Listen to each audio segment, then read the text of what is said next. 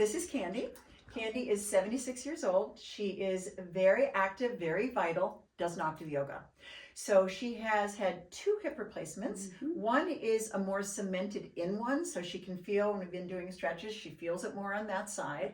There is something very, very classic for people that have had hip replacement surgery that she said she wasn't aware of, and that she might have heard about in her physical therapy 10 years ago, but how do we retain that? And maybe she wasn't told that. Chances are she was. Right. But at any rate, with no further ado, it is simple. Most people, including Candy, believe that when you stretch forward, your legs need to be straight. No. In hip replacement, bend those knees. Now, then you hang over, fold over. Always, always, always have your knees bent. It is way too much of a strain on the hips to fold forward with straight legs if you are not a very flexible person and if you've had hip replacement. So that's the tidbit in this one clip. That one thing is so important. So now, Candy, keep your knees bent and let your head go, let your neck go. Doesn't that feel great? Breathe through your nose. Yeah.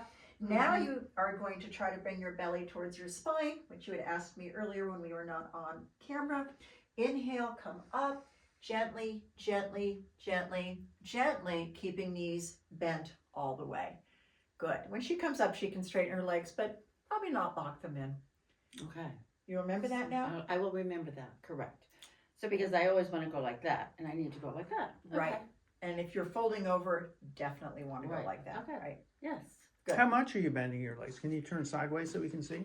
Well, that depends, I think, on the person's range of motion, and yet they should always have it bent, right? So some people are going to bend their knees more, but in hip replacement, they're not going to be able to do this very comfortably, nor should they, though I've seen people attempt it. It's, again, what are you trying to prove? You're not trying to prove anything. Right. So let's try how far Candy can bend her knees. Bend like we did chair pose. Chair pose. Yeah. So there. That's almost too much, right? And now try to fold over. There you go. So if she can do that, great, right? If she has to bend them less, great. So that was a good question from our cameraman. Okay. And then you're going to come up with an inhale, belly strong, and exhale. So you kind of have a choice in how much you do, but your knees need to be bent. Right. So it doesn't matter how deep you go.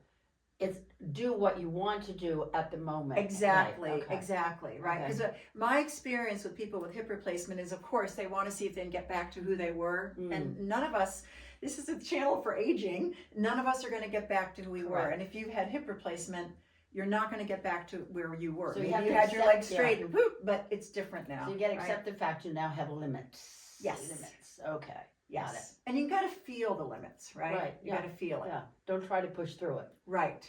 Okay. Right. That didn't hurt, right? No. No. There you It go. felt really We good, don't want to actually. hurt. Exactly. Thank you, Donna. You're welcome, Candy.